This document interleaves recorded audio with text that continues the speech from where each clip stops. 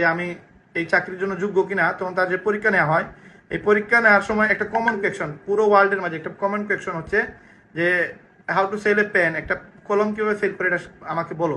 এই কোয়েকশনটা তার কাছে আসে। একটা কলম সেল করা মানে 5 টাকার একটা কলম, এটা একবারে নর্মাল বিষয়। এটা সেল করার জন্য এই কোয়েকশনটা প্রত্যেকটা বাইবা দিতে যারা যায় তাদেরকে এই কোয়েকশনটা করা হয় যে আপনি একটা কলম সেল করবেন, এটা কীভাবে সেল করবেন, এটা আমাদের একটু এক্সপ্লেন করেন। তো যদি একজন মানুষ একটা কলম সেল দিতে পারে, সে একটা 5 টাকার জিনিস সেল দিতে পারে, সে 50 টাকার প্রোডাক্ট সেল দিতে পারবে, 500 টাকার জিনিস সেল দিতে পারে, 5,000, 50,000, 5 লাখ, 5 কোটি সে সেল দিতে পারবে। কিন্তু 5 টাকার জিনিস সেল দেওয়াটাই অনেক বড় একটা বিষয়। এই 5 টাকার সেল দেওয়া যে ব্যক্তি শিখে যাবে, এই ব্যক্তি দুনিয়ার যে কোনো প্রোডাক্ট সেল দিতে পারবে।